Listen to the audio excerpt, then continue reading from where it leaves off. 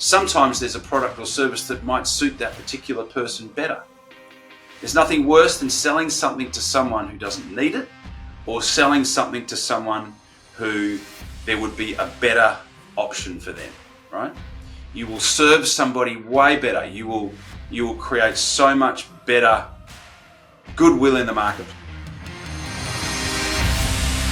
Welcome to the Master Dealmakers Secrets podcast. And now, here's sales growth strategist, John Blake. Welcome to Master Dealmakers Secrets. I'm John Blake. This is episode 192. And today we are going to talk about the difference between aggressive and invisible or natural sales processes. Okay. So I think this is going to be a really, really powerful episode for the majority of the people that are listening.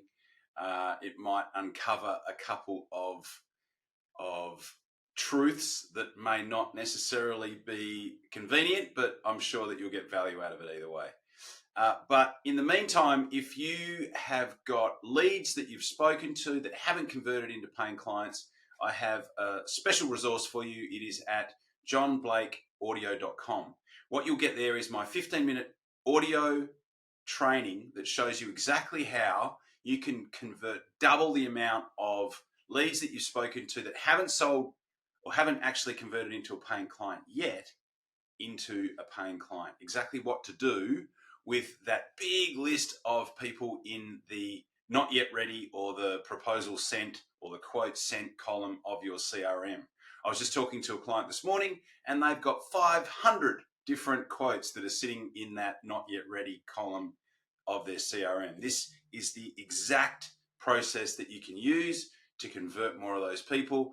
It is at johnblakeaudio.com. You will get the 15-minute audio that walks you through the whole system. It is one of the 10 systems that I install in businesses to help them to double and quadruple their sales. You will get it for free. It's at johnblakeaudio.com. 15-minute audio. What you'll also get is a PDF guide that has the exact word-for-word scripts, exactly what to say when you call people, exactly what to say when you write emails, but most importantly, when to call and when to email over a 90-day period. If you put this into practice, I guarantee you will get some business out of it. You will get some found hidden money in your business using this particular strategy. I have fine-tuned it over and over and proven it over and over again in my own business. I've taught it to hundreds of salespeople and dozens of different businesses that all use it today. So go over and get it at johnblakeaudio.com, put it into practice and let me know how you go. Okay, episode 192, the difference between invisible, natural, passive, I guess you could call it, sales processes and aggressive sales processes. Now, having an invisible or a natural or a passive sales process doesn't mean that you do not create pressure. It doesn't mean that you do not create tension. I have listened to, I have watched, I have read, and I have learned hundreds and hundreds of hours of sales training. I've read so many different books on it.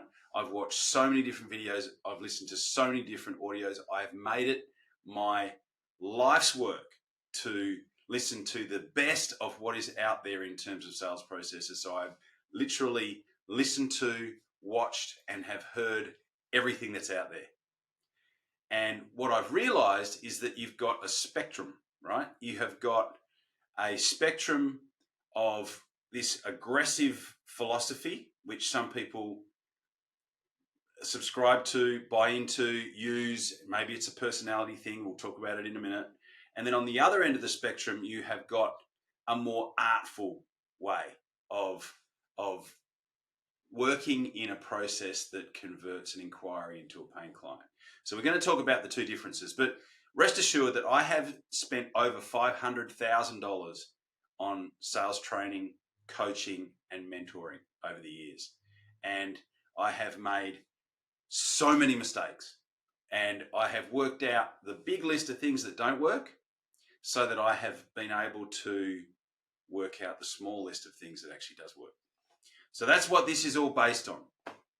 Okay, so let's talk about the aggressive philosophy first. And this is that sort of swagger, that, hardcore, closer type philosophy, high ticket closer. I always giggle when I see high ticket closer in someone's LinkedIn profile, because they were taught that that was cool by somebody. Now, here's what I've seen play out over and over again over the 35 years that I have been in business, and the 27 years that I've been in commission sales, and the 20 years that I have been coaching salespeople.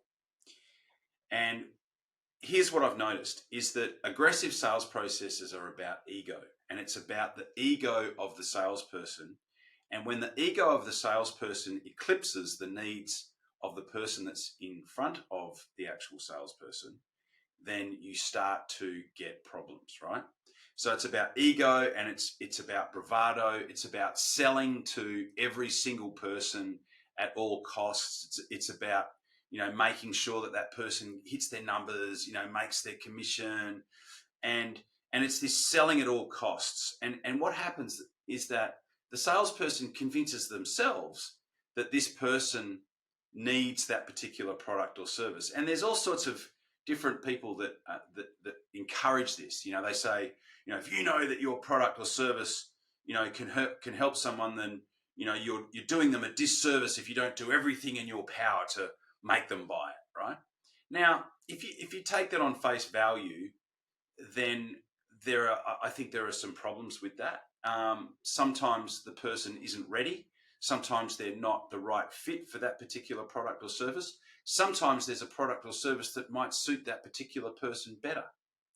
There's nothing worse than selling something to someone who doesn't need it, or selling something to someone who there would be a better option for them, right? You will serve somebody way better. You will create so much better goodwill in the marketplace if you steer somebody in the right direction where they can get help that's appropriate, or most appropriate for their particular set of circumstances. A lot of people who listen to the podcast want to know what we do over at Master Dealmaker Secrets. And effectively what we do is we work with sales professionals and business owners all over the world who are seeing massive increases in their top line sales revenue. So we help business owners and sales professionals to effectively focus on the three key drivers to growing sales revenue in your business. The first one is controlling the message that you send out into the marketplace so that potential clients see and hear and read what you do as an opportunity as opposed to your competitors. The second thing that we do is we help you to create a direct path to the 20% of your ideal clients that will deliver 80% of the revenue. So everyone knows the 80-20 rule. We help you to develop a direct path to the 20% of the people that are going to give you 80% of your sales revenue in your business. And the third thing that we allow you to do, that we create a process for, is for you to be able to double the amount of leads that you get that convert into paying clients. So if this is of interest, we do have an application-only process to become involved in this particular program.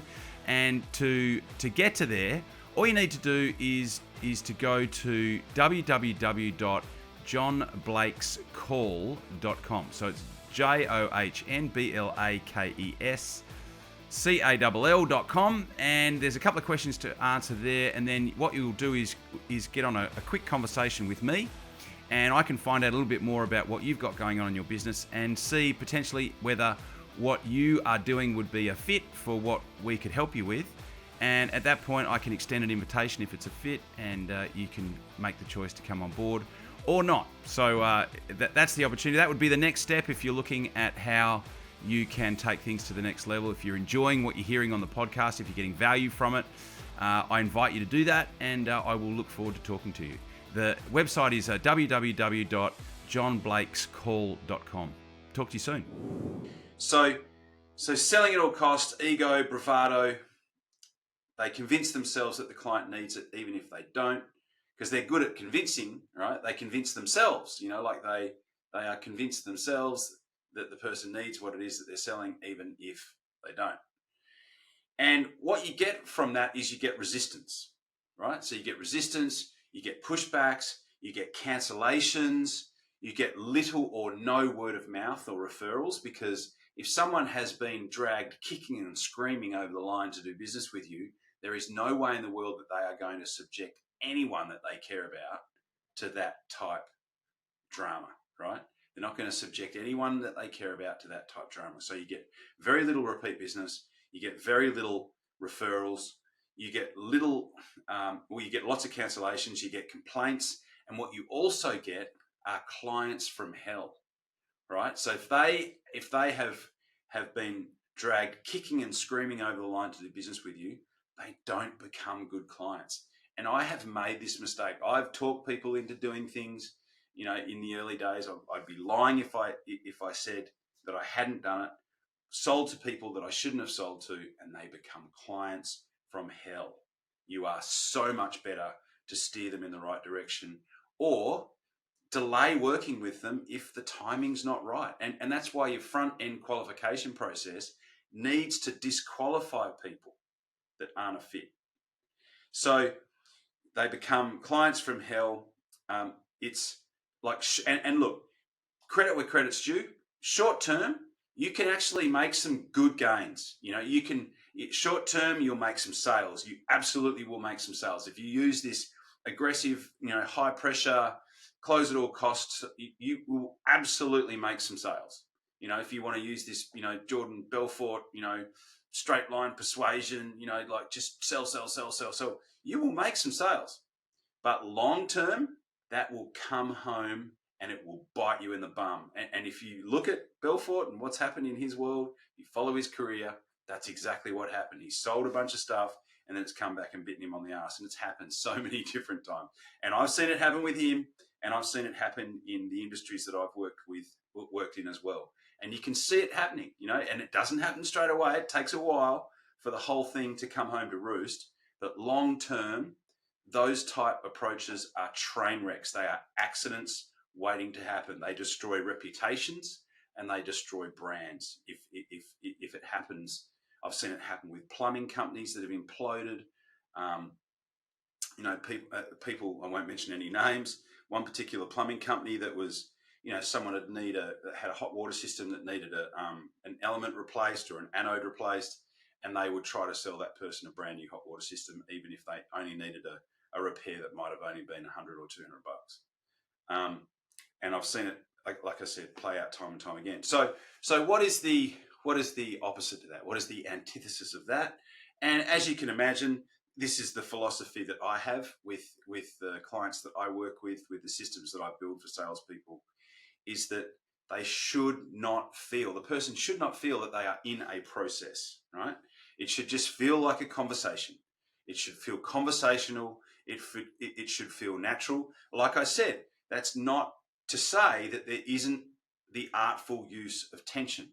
But how do you do that? You're creating an environment where the client sells themselves. You're asking questions of the client, and in doing so, they create an environment where they work out for themselves whether this is something that they actually want to do, whether this is something that they want to pursue, whether they are willing to invest the time, whether they are willing to invest their identity, right? So their identity is how they feel about themselves, right? Because they need to see themselves walking the earth having your particular product or service. So they are investing their identity in what it is that you sell, your particular product or service.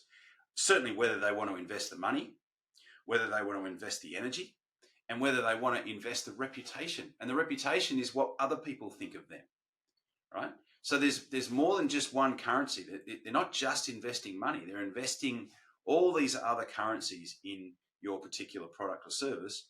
And you need to create an environment where they work that out for themselves. And you don't do that by telling people. You don't do that by browbeating people and just smacking them over the head until they say yes. Like I said, that's might get you some sales in the short term, but it's not a good long-term strategy.